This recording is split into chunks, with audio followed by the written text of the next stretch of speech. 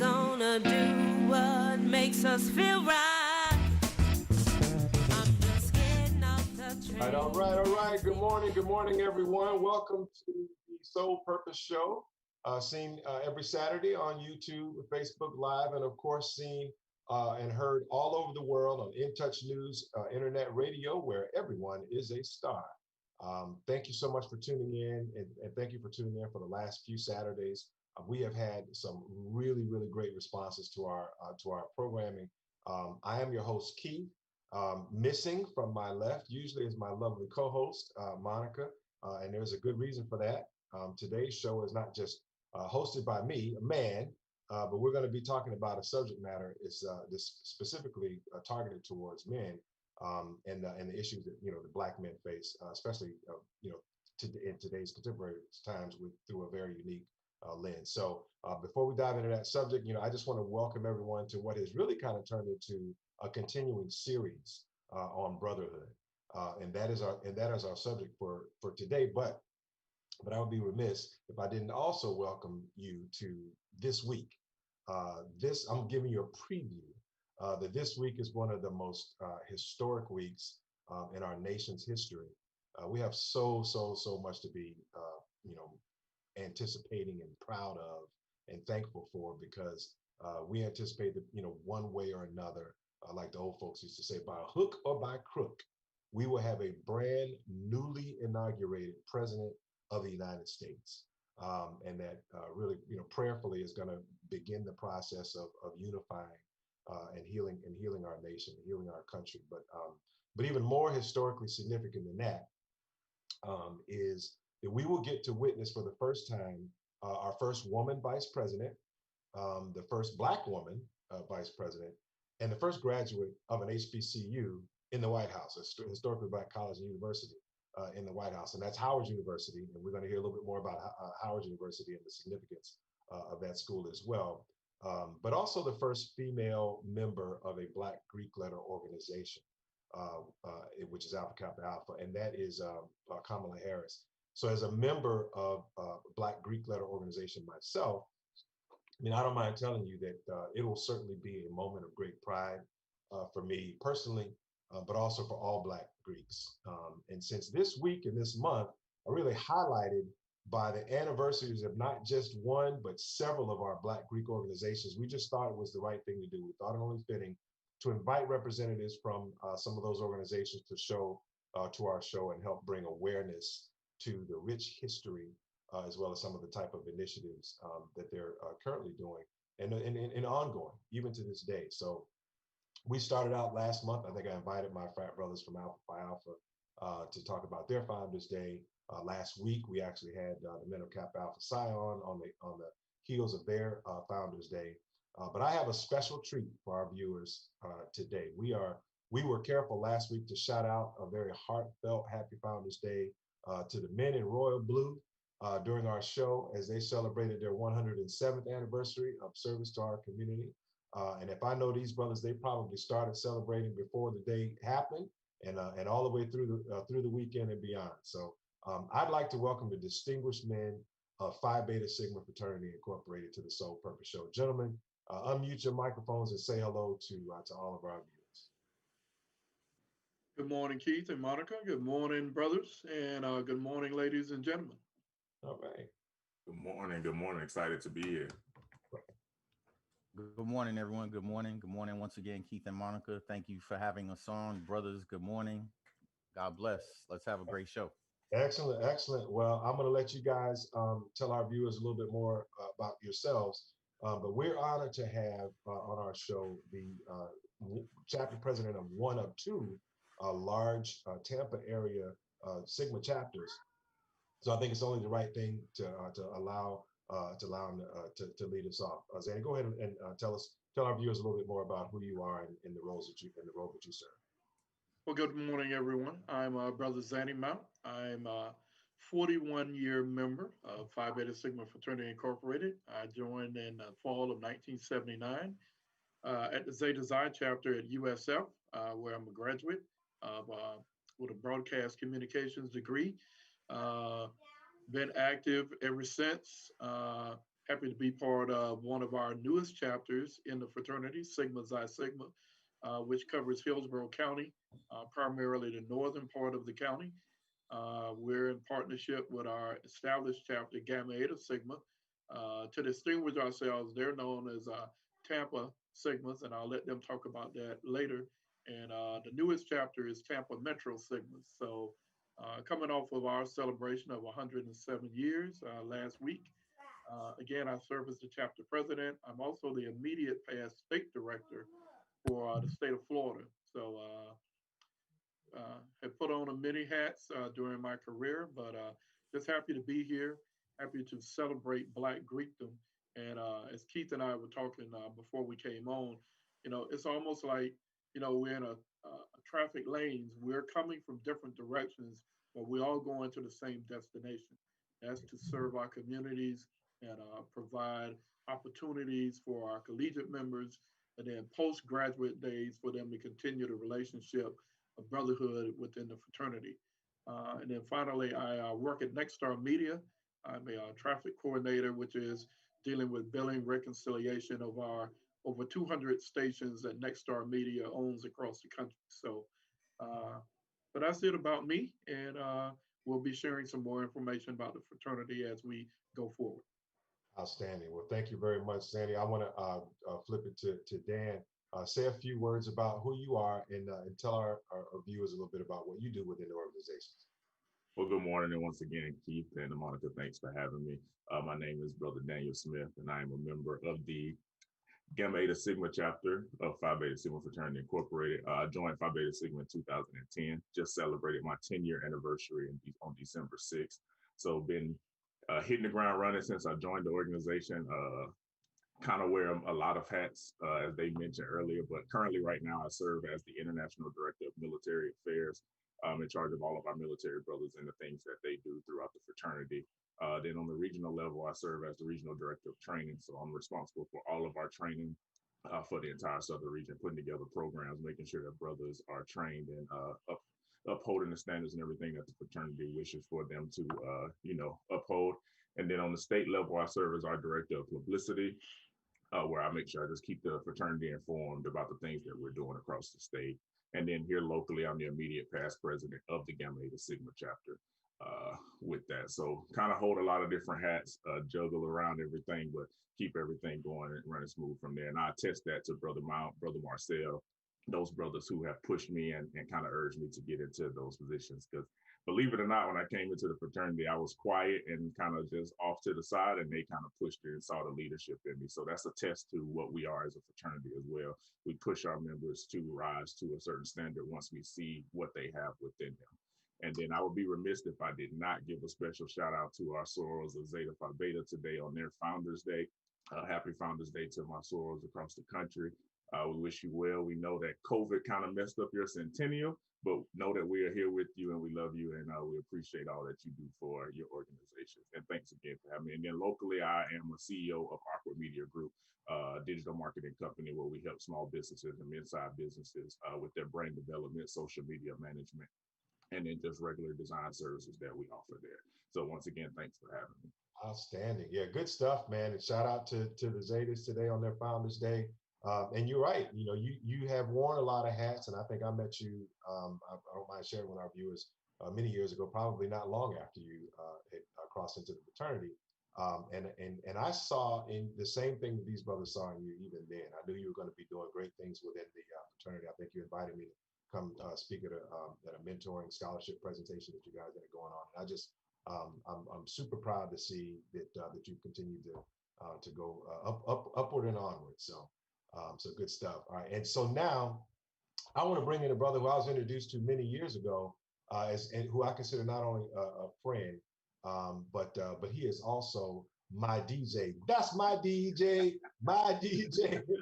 And he is one of the most skilled turntable artists that I have ever known, man. Everyone say hello to Dave. Representing Queens, representing Haiti. Now he's Tampa's own, so now we've claimed him. What's going on, brother? Good morning. Good morning once again. Yes, my name is Brother Dave Marcel, also known as the infamous DJ Psycho from Queens, New York. I have been in the fraternity as of this year, June the 15th. I will be celebrating 30 years in my illustrious fraternity. I want to give a big shout out to all of my spring 1991 Sands, both Zetas and Sigmas. We all turn 30 years in our respective organizations this year. So that's monumentous. I am also a life member of this organization. I am a member of Gamma Eta Sigma chapter of Phi Beta Sigma Fraternity Incorporated here in Tampa, as Brother Zany Mount alluded to earlier. Um, Through my travels over the years, being a CEO and business owner myself of a small entertainment company, Worldwide Entertainment, I have had the pleasure of meeting, excuse me, of meeting a lot of good people over the years. And through those travels, that's how I was able to meet Keith here and his lovely wife, Monica. Very good friends of mine. I appreciate what they do for the community. I appreciate them as people. Their voices are strong and loud. I think as a people and our respective organizations, we try to strive to provide service and enlightenment to our communities. We work very hard to do that. And once again, a big shout out to our sisters of Zeta Phi Beta Sorority Incorporated, celebrating 101 years of finer womanhood service and scholarship to their communities today. So thank you for having me on. I really appreciate it. Let's get into it. All right, outstanding. I'm looking forward to it, man. You guys have touched on a couple things that I think hopefully have kind of piqued our viewers' interest as well. That we're definitely gonna have a chance to get into. But I've been looking forward to this show for quite some time, because I think it gives me an opportunity to expose our viewers to a side of Black Greekdom that they may not, they probably don't know as much as they assume.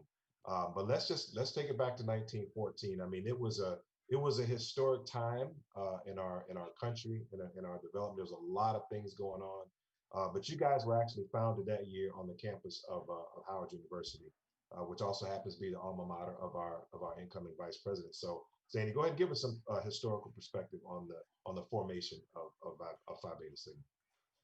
So of course, the time frame, the early 1900s, America was a much different place, and three enterprising collegiates at Howard University, Honorable A. Langston Taylor, the Honorable Leonard F. Morris, Honorable Charles I. Brown. They met, they came together. Brother Taylor first presented the idea to Brother Morris, and then they asked Brother Brown to join them. And they wanted to look at starting an organization that was going to be a little different from the other Greek letter organizations. They really set out a purpose to be more of the inclusive we, as they said, as opposed to the exclusive we. Sometimes Greek letter organizations kind of get the rap of, they're exclusive and, they're elitist. And, but, our founders, they really wanted to focus on the ideas of service as part of our motto, cultural service and service for humanity. So at Howard, they went ahead, they found 9 other gentlemen, and those 12 members formed a nucleus, which became Phi Beta Sigma Fraternity Incorporated. Since that time, we've initiated over 185,000 collegiate and alumni brothers, striving to keep up with that motto and our 3 core principles of brotherhood, scholarship, and service. So from that starting in 1914, looking at the atmosphere that was then prevalent in America, they definitely worked on a number of issues, trying to support minority businesses, trying to work, of course, for education, to spread chapters throughout the country, and to work on, anti-hazing legislation, anti-Jim Crow, policies that were in place in America, and kept going throughout, leading up into the civil rights movement. So that's just a thumbprint of how the organization got started. The founders were unique because when you look at our history, all 12 of the members were different in their appearance and their personality.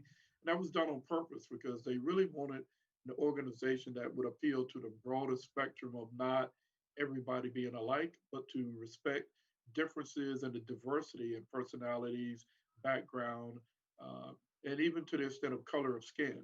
Uh, it was kind of prevalent back then that you had to have a certain look or maybe come from a certain background. And Phi Beta Sigma kind of broke the norm in that they got gentlemen from all different background and diversities to come in and form the nucleus and grow the organization from that time. And I'd be remiss if I didn't also shout out to my sorors and sisters of Zeta Phi Beta, being that my wife is a member of Zeta, and definitely want to make sure that I get that plug in as well. Happy Founders Day to all the sisters.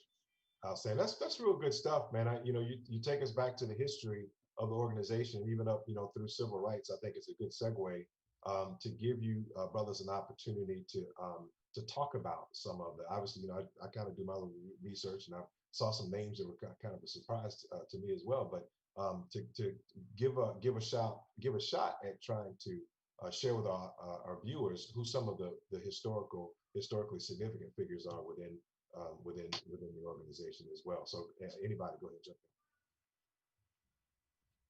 I mean, Daniel, why don't you go ahead? Go ahead, Brother Smith.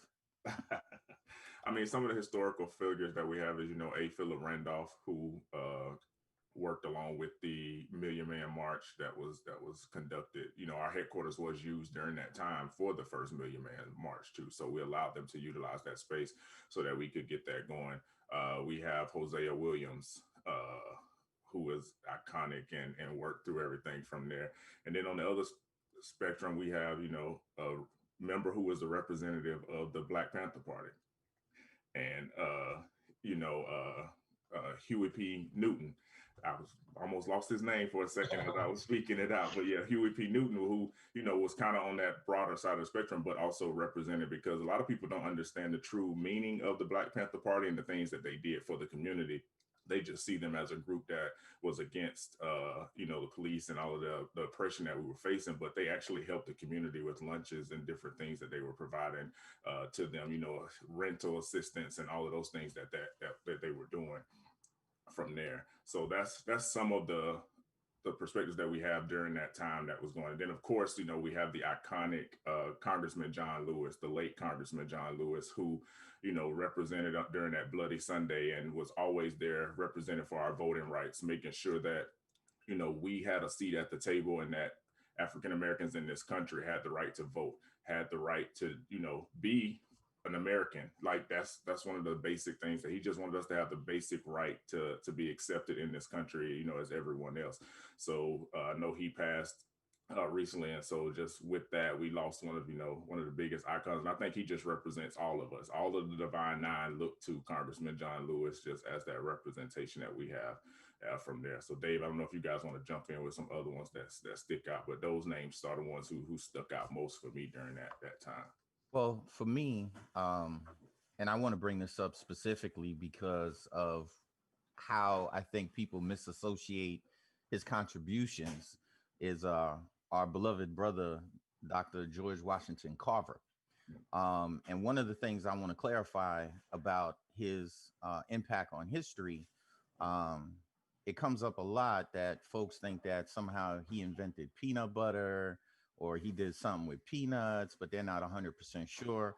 And just to kind of set the record straight, he was a pioneering scientist in the field of agriculture.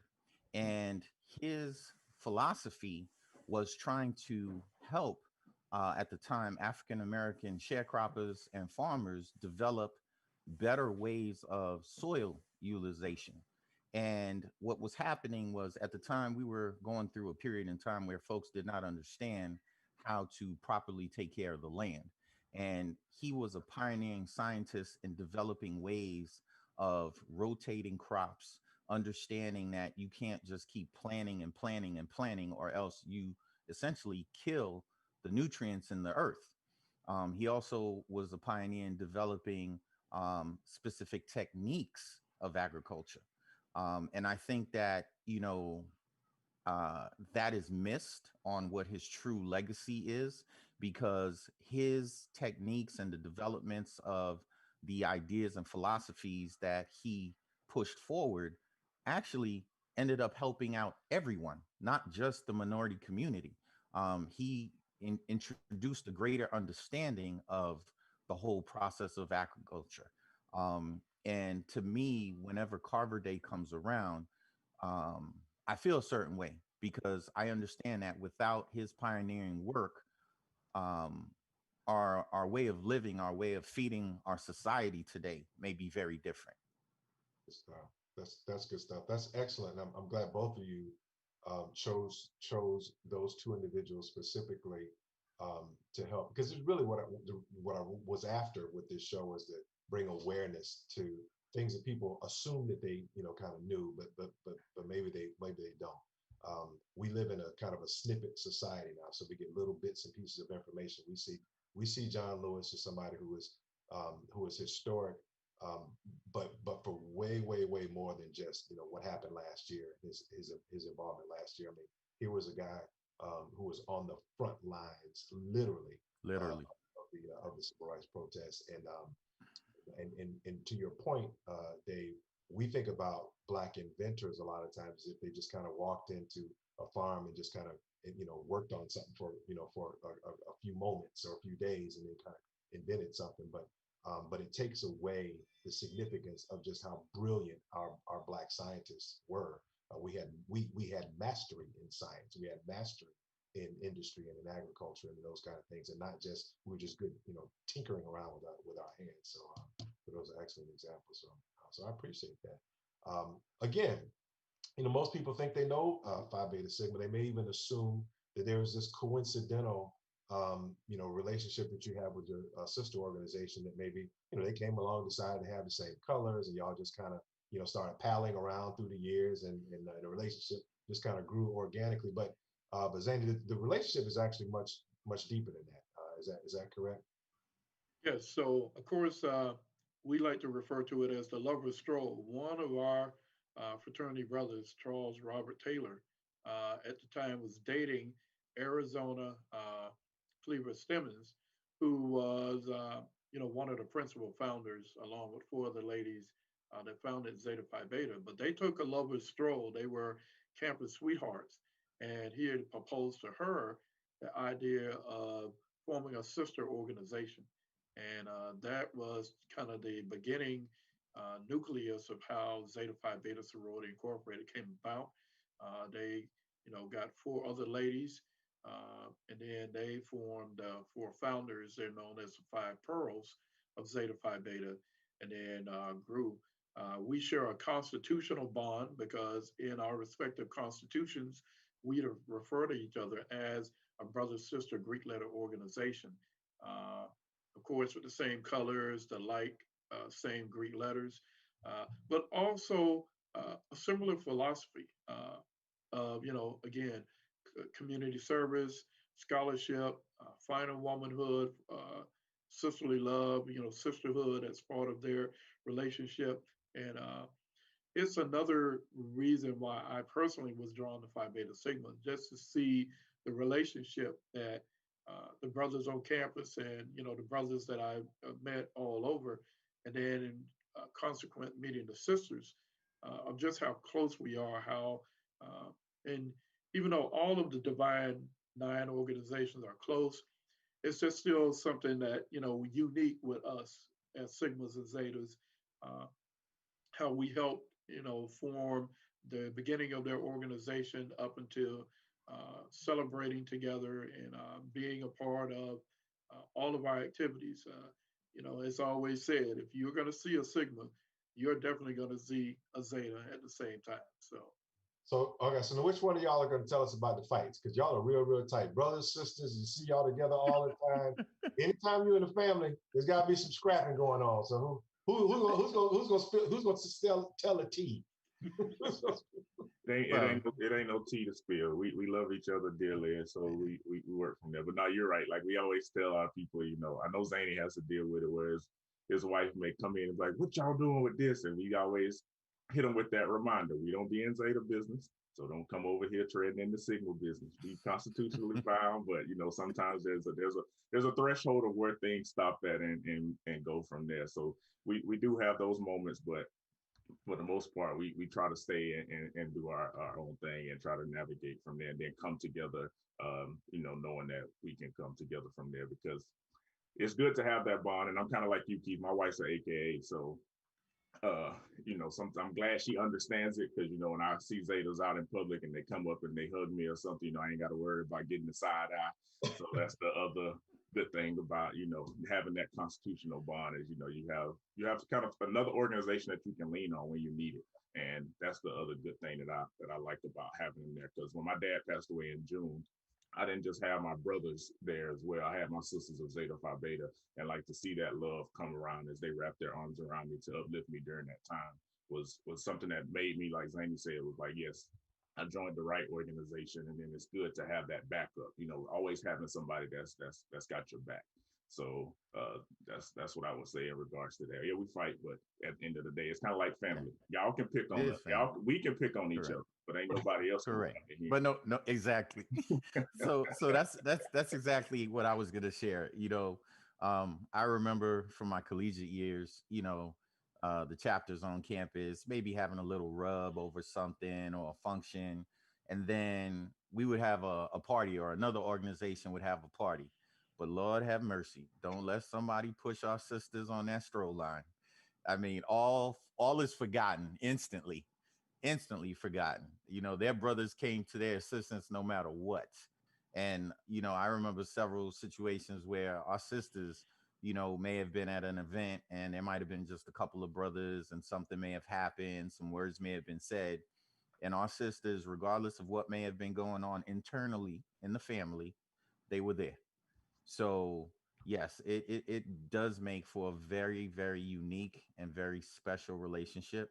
I think that is also one of the reasons that I enjoy being in this organization as much as I do.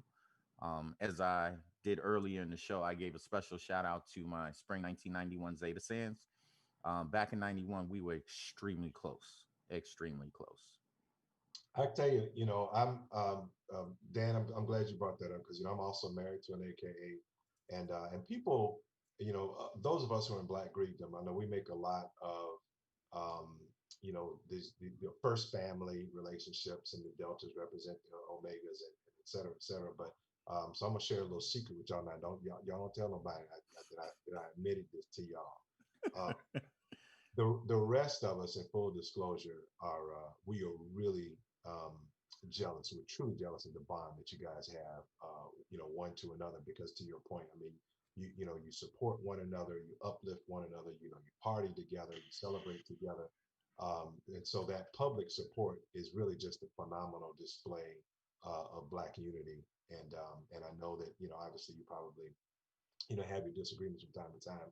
But the truth be told is, you guys really serve as the model for those of us who are, are Black Greeks, for what it means to actually support one another, to truly support one another.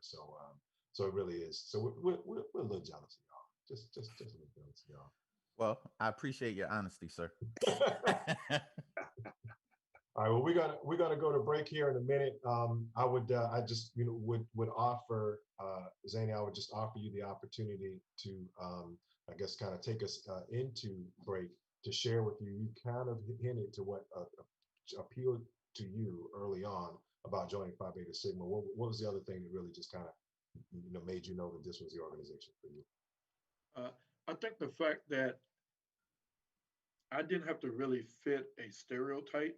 And I think Greeks get, we get those stereotypes from outsiders that, certain personality traits that, well, this organization is about X and this organization is about Y, and, they all seem to have to conform. But I think the most important thing for me, looking at Phi Beta Sigma, one was the service component, really focusing in on community service, and two, that I really could just stay my individual self, bring my unique personality and traits to the organization and not having to try to, well, now that you're a Sigma, you've got to be a certain way. I could still be, Zany, who I was before I became a member of Phi Beta Sigma, and I'm still that same person after I've joined Phi Beta Sigma. So to me, that was very important to kind of just maintain who I was and who I am, in my personal life and in the organization. Outstanding. Well, listen, we're going to take a quick break now. We come out of the break. I want to hear from the other members on kind of some of their personal experiences, brotherhood experiences in Phi Beta Sigma, and I really want to get you guys take on some of the events of the last couple of weeks for sure. So stay tuned, everybody. We'll be back in a few minutes.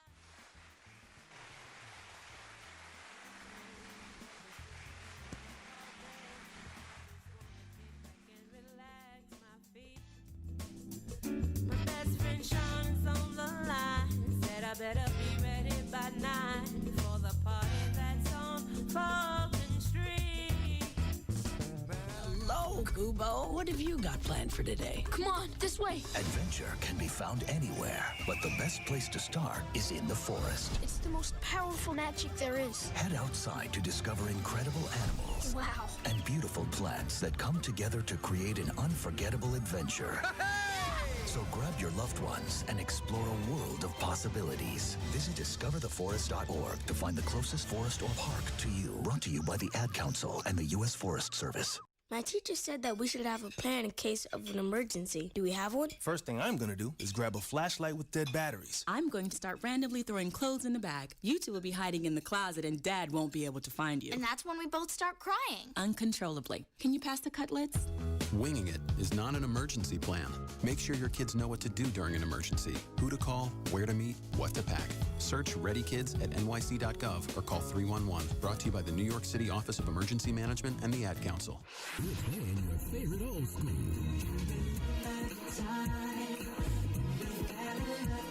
Today's R&B.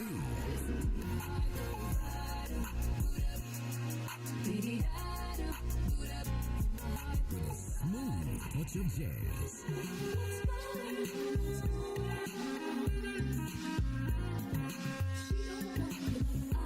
You're listening to In Touch Radio. Wherever we go, we about to bring on the positive vibe. Wherever we go, we are gonna do what makes us feel right. I'm in here talking to myself on mute. Welcome back, everyone, to the Soul Purpose Show. We have with us today the men of Phi Beta Sigma Fraternity Incorporated, kind of on the heels of their Founders Day. Their sister organization, Zeta Phi Beta, has their Founders Day today. So we just obviously want to continue to shout them out. But before we broke, we were actually kind of giving some personal perspective on our affiliation with the organization and kind of what were the early influences for you? Were there family influences or otherwise that helped you know that Phi Beta Sigma was for you? Go ahead, Dan. I always like to say Phi Beta Sigma. I know people say, what made you choose Phi Beta Sigma? But I always flip it in the perspective of Phi Beta Sigma chose me, because I was joined the military and I moved out to Colorado, where I was out there by myself. I didn't really have any family. And there was a group of men that kind of gravitated towards me and wrapped their arms around me and just helped me mold as a young military man. And we went to this party and I'm standing there with them, and then the song comes on. Next thing I know, they just all start strolling. And I'm like, wait, what? And so they come off and I'm like, hey, what organization are you guys a part of? And they're like, Phi Beta Sigma Fraternity Incorporated. And I'm like, wow, I've always wanted to be a Sigma. And it was just crazy that the 6 guys that I was hanging with were all members of Phi Beta Sigma Fraternity Incorporated. So the reason I sometimes say they chose me is because it showed, like Brother Mount said, that it didn't matter about your background or, what kind of financial status that you had. You couldn't look at a member sometimes and say, oh, that's a Sigma, or, oh, I thought you were this, or I thought you were that. We get that a lot because of, you have people from different walks of life. So you couldn't really stereotype us. And so from that, just seeing that love and that brotherhood, I was like, yeah, Phi Beta Sigma is going to be the right organization for me. So especially being in the military, I always had a group of men that I could reach out to whenever, no matter where I was at in the country. And so it was good at that time to see that the guys that I was hanging with were doing what they needed to do in their careers, were doing what they needed to do with those that were married and had their families. And so I was like, it's only right that, so I instantly was like, hey, I'm trying to get where you guys are at. How can I get there? And they navigated and helped me grow from there. And one person I always attest to that is Danny Foster. the late Danny Foster, he's passed away now, but he was one of the people that was instrumental and stayed on me no matter what. Even when it was just me that was coming to the interest meetings, he was like, look, I know it's just you, do not get discouraged. And we go from there. And he kept pushing me, and that led me to where I am today. Man, that's great stuff, man. I mentioned family influences, and Dave, I know that you actually forced your son to pledge Sigma, which I think is just a shame because he has so many other choices, man. It was only one choice. If I don't see him at fam doing anything else. No. Keith is right. He had a lot of other choices. Let's see what his choices were. He actually had first of all, my son attends the great FAMU University in Tallahassee. Okay, go Rattlers. He had some other choices. Let's see what they were. Phi Beta Sigma, Phi Beta Sigma, Phi Beta Sigma, Phi Beta Sigma. Oh yeah, and Phi Beta Sigma fraternity incorporated. So you're right. He had other choices, but So let's delve into that just a little bit, and I'll give you a connection to Daniel's point. So for me, Phi Beta Sigma chose me in a totally different kind of perspective, and I'll explain how I gravitated to the organization. For me, it was actually from a cultural perspective, and it connects to what Zany said earlier about a lot of diverse background brothers. I happen to be of Haitian descent. When I attended my first university in New York City, which was Bernard and Baruch College, which is traditionally known as a really top business school in the country, the Sigma that I connected with, we connected from a cultural background. Before I even knew he was a member of Phi Beta Sigma. He was my dean. He ended up becoming my dean of pledges. He was also of Haitian descent. And he and I connected on a cultural level through a cultural group at the school. And I came to learn about him and his affiliation in Phi Beta Sigma Fraternity Incorporated after the fact of us having that bond and that connection. And it was interesting enough that the very next brother I also met was also of Haitian descent. So in my mind, to a certain extent, I actually thought that, Phi Beta Sigma was an organization with a bunch of Haitians in it.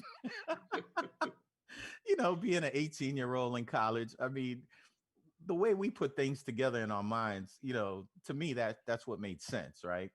But, that's how I gravitated to Phi Beta Sigma fraternity. And then the connection with my son, I mean, you got to look at it this way. From the day he was born, the genesis of that little guy, who is now a grown man who is taller than me, he's now 21 years of age, all of his uncles that came to the house, I remember him at a very young age sitting on my lap, tracing the brand on my arm with his finger and asking me, Daddy, what is that? And I said, oh, that's a Sigma brand. And he couldn't pronounce the word properly. And he used to say, oh, Daddy's CMOS? Daddy's CMOS. And then as any brother, it didn't matter who would come to the house, he would be like, Daddy, is he CMOS too? So, I mean, I look at it from his perspective. It was inherent in the blood. Him seeing a lot of positive men come to the house, asking questions like, Dad, what does he do for a living? What does that guy do for a living?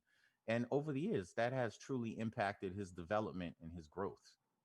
That's outstanding, man. That's a great story too. You mentioned being a dad, and I happen to know all of you guys as family men. You're all married with children. How has the fraternity, your affiliation with the fraternity, helped to kind of shape your influence as a family man? Because in college, it's all about you party and the girls come to the parties, and you got your status, kind of on campus, or whatever. But as you mature into a man, either you leave the fraternity to go be a family man, or you incorporate it like family. So, Zanny, how has that turned out for you? I think because I'm a little unique. I came into ready-made family. Brenda already had daughters, three of them. Two are Zetas like her, and one is a member of Delta Sigma Theta sorority. Uh, so it gave me a perspective of, having to make that adjustment. But the tools that the fraternity had taught me about, compromise, communication, uh, listening, working together for a common bond of, you know, trying to help them grow into, the beautiful, intelligent ladies they are today. Uh, I can trace that back to just uh, how Sigma has made me the type of man that is always thinking about others and wanting to help push and have them achieve the highest heights that they can go to. So uh, I think it really gave me that perspective. I kind of married late in life, so I think I had all of the partying out the way, and I was ready to find that mate, and it just gave me that perspective of wanting to provide for my family, and knowing that as a Sigma, uh, as we always rank it, it's God and religion, it's your family, it's your work, and then it's the fraternity. To make sure that you're putting all of those in the right perspective. For sure, and I think that's critical, especially for Black men. In this day and age, there's so much pressure on us. I think the country has looked to us for leadership for quite some time now, and now it's even more important that we be grounded to deal with some of the things that we face in these turbulent times. I want to get you brother's perspective on the events of the last I want to say couple weeks, but even beyond that. I mean, we had a lot of turmoil leading up to this recent general election, and then since that time, I don't even have to begin to talk about the kind of things that we've experienced. So where's Phi Beta Sigma um, and how your affiliation helped you lead and be a voice of leadership in these times? Dan or Dave? I think for me, the fraternity really equipped me. We have a program called the Emerging Leaders Forum, and I was one of the second cohorts to go through. I graduated during our centennial, which I'll never forget, but they instilled in me the leadership skills there at that point in time. And it allowed me, how to go out in public speak and speak with, in a manner to where people understand you and you don't come off as the angry Black man, as we sometimes get associated with. The leadership skills of just building those value relationships and kind of navigating and going through there. It just pushed me to be, a strong leader and develop my leadership skills through the different avenues of understanding everything. And I think that's helped me now, because now we live in a space to where when you talk to people, sometimes their views are so misguided that even if you do tell them a fact, they still dismiss it as something else. So you have to learn to just stand strong on your beliefs and stand true to that, even though sometimes people, will not be willing to change, willing to see it from a different perspective and go from there. And so that I think Phi Beta Sigma equipped me to be able to handle that, because we deal with those incidents every day. And it seems like something new. Like we're already 16 days into January, and we've already had so much happen. So with that going from there, but I think that's how Phi Beta Sigma equipped me as a leader to do this. And then, I mean, all the leadership positions that I've had within the fraternity, also having to navigate and work with different committees and organizations within the fraternity allowed me to be that leader that can stand firm today and represent the organization. Outstanding. Dave, you got some perspective you want to share with us? I would piggyback on what Brother Smith said, from the standpoint of, I think my affiliation with this organization over the years has made me mentally strong and well built and capable, as well as my collegiate and alumni experiences within the chapters I've been a member of, to give me the fortitude to be able to properly express my views in a politically correct way, not coming off, to Daniel's point, as looking like, the anti this or the anti that, but giving it a proper perspective from an educated thought process, and being logical in my in my dissemination of the information. It's been very difficult, I would say, to watch the turmoil. Um, and, I made an analogy to a friend of mine recently. I said, growing up as a little kid, I remember being spanked and severely punished for telling tales. I think that's something a lot of folks from, the African American community can relate to. At least folks from our generation, that growing up, there was a certain accountability you had to have. And, if you told your grandmama a tall tale, you got a spanking, and they might have even have told you to go outside and get a switch and bring it back. And for me, at the fundamental core of everything that's going on, it's what example are we setting for our children? That are we saying now that if we provide you an alternative set of facts, which is essentially, I'm going to tell a tale, it's almost like, well, then we've lost our way. Because to me, it always goes back to that one little story I think everybody remembers us reading in kindergarten or first grade, Little Red Riding Hood. How many times are you going to cry wolf before no one comes? And, I'll leave it at that. Yeah, it falls on deaf ears after a while. I mean, because people just stop respecting what's coming from your, what's coming from your mouth. I know as a being a Black Greek, one of the things we've been challenged with is just our reputation in our own community. So, Zany, I know in your case, and I know Dave's been here for 30 years, things have changed a lot. The pledge process through the years, and kind of back in the day, the reputation was, hazing, and that was how you got to be, in a Black Greek-led organization. Now I know that in recent times, we have all, I think all of us collectively have been very diligent in protecting our brands and doing all of the necessary risk management things. But all of the customs and the secrets and the traditions and all of that kind of stuff, like how do we keep those things intact while staying on the right side of the risk management piece of this? I'm sure you got some perspective. Well, I think the key thing is we have to continue to stress that it should not put your mental and physical health in jeopardy to join an organization. And if we keep the focus in on, because Lord knows we've got a lot of work to do in this country. We are so divided. It's going to take all of our efforts. And so we need to really foster recruiting the type of men and women that's going to come in and make a difference and reach out to our young people and let them know that the old ways, are gone. And we have a new day of coming into our organizations, and it's based on, education.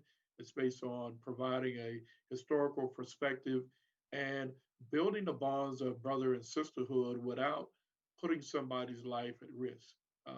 So I think if we can channel the energy to more positive activities, I know all of our organizations, in the mid 90s took, that change of how we bring in members.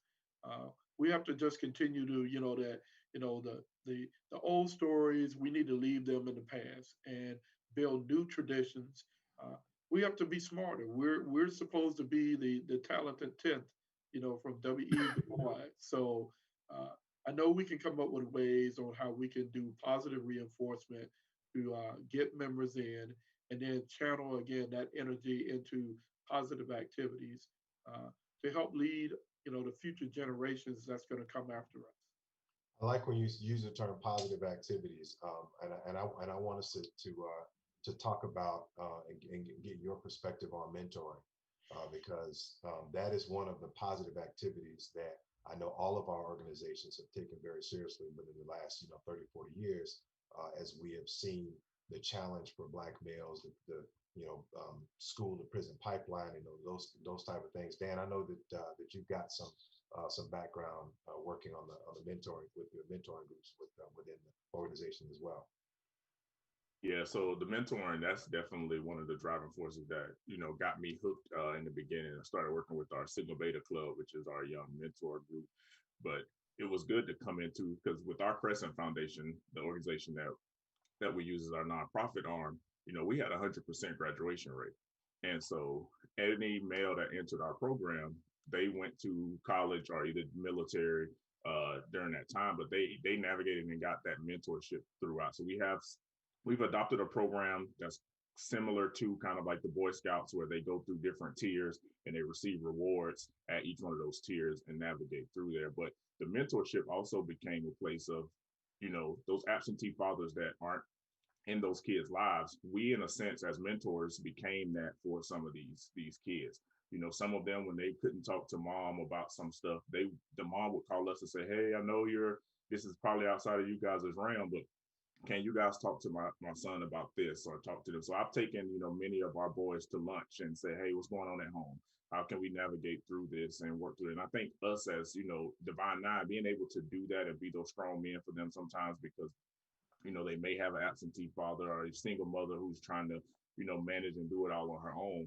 It's made a direct change and impact into their lives. And I know sometimes we say, "Oh, we want you to come back and be a member," but it's more important, we just want you to be something and navigate and be who you are destined to be and push that out of you. So it's always good. I got a call last week. One of our guys just got promoted to captain, and he's like, "I just want to thank you, because I didn't know the Air Force was an option for me, but seeing you come in your uniform every day and be able to still have fun and do these things with your brothers showed me that I could do it too." So he's like, "I got promoted to captain, a little earlier than what I was supposed to, but I want you to be at my promotion ceremony." And I'm like, "Okay," but then with COVID, it's not gonna be virtual, and navigate from there. But I think that's what's important, is being those mentors and being there and actually wrapping our arms around those young men and helping them navigate through life, and just being a resource to them, because we've walked this path already.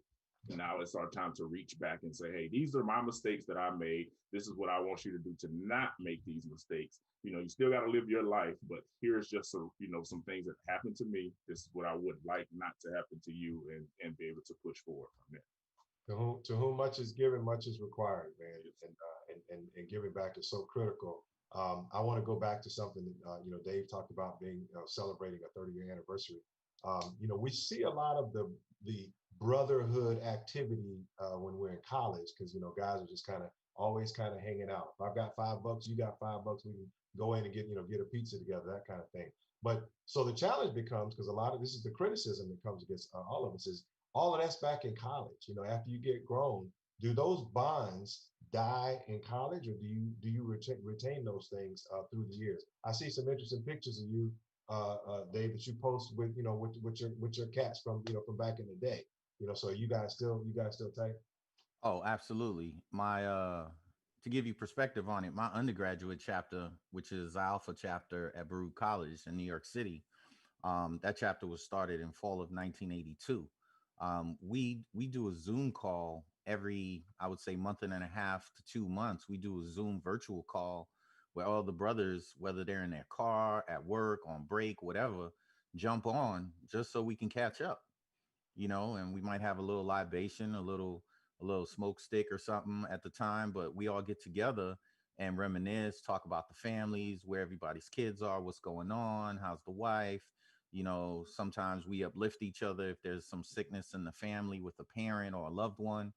But to your point, I think that's what distinguishes our organizations as the Black Greek lettered, predominantly organizations from the other orgs, the other Greek orgs, because I believe that we, both through our alumni chapters and through our bonds, we take it to another level. We are still tight. We hang out outside of fraternal, quote unquote, standard formats. We're not just hanging out because we have a meeting to attend. We hang out because we truly enjoy each other's company, and once again, it boils back down to this, and I'm sure you could relate to this, Keith. People of like mind, maybe not like paths, but like mind, like thinking, we tend to gravitate towards each other. Yeah, that's good. That's outstanding, man. I love the vibe, and I want to close out our show giving you brothers. I don't know if we get an opportunity to get everyone in, but I certainly want to start with Zanny. Give your brotherhood moment. Like when was it real to you that this was more than just pledging, was more than just, hey, that's your brother, y'all need to be brothers. Like when was it like, oh no, this really is about a brotherhood? For me, well, my mother passed away back in 2012. Just the outpouring, not just from my Tampa brothers, but it was really touching from all over the fraternity spectrum. I mean, I heard from brothers from, DC, from Seattle, from, hey, Brother Mount, we heard, we're so sorry. They lifted me up in prayer. It was like, anything we could do. And and it was genuine. And the fact that it was the entire scope of outside of Tampa really just showed me the real scope of, how the brotherhood is real and how it comes together in good times and in bad times. So that was just really touching to me. Yeah, thanks, man. Dan, I know you haven't been in as quite as long, but do you have a brotherhood moment? Like when did it become real to you? I mean, it became real to me immediately after I crossed. As Zanny and Dave know, I got hit with deployment orders. So we crossed. I didn't get to celebrate my first year as a NEO. I got hit with, hey, you're going to the desert. So I was in deployment training, and some brothers found out that I was a member of the organization, and they just guided me through that whole process. I went through my first deployment being, nurtured to a point to where these brothers had never met me. I was, I think, 3 weeks fresh into the fraternity, and they still made sure I had everything, so much to the point to where I had a vehicle on our deployment, and most people don't even get that. But one of my brothers was over the vehicle's transportation, and he was like, all right, man, I got an extra vehicle and nobody really drives it. Boom. So I'm riding around, being able to drive around during that deployment and just navigate during those times and explore the city. But that's when it really got real for me, is those brothers reached out and was like, hey, we heard you just got here. This is what we got for you. This is how we're going to take care of you. And they just, helped shape me from that point forward. Outstanding. Well, I can't speak for Phi Beta Sigma because I'm not a member, but I will tell you on a personal note, I reach out, ask you guys to come, join.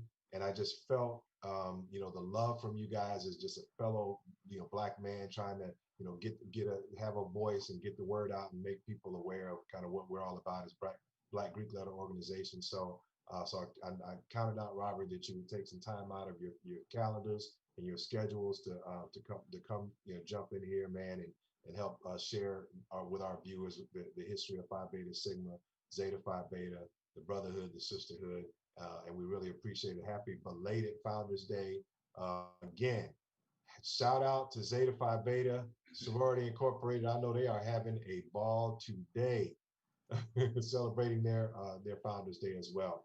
And we're not done because we know that the AKAs and Deltas just finished theirs as well. So I just want to again just appreciate you guys coming on, and thank you again, and be safe out there, folks. We're still in COVID.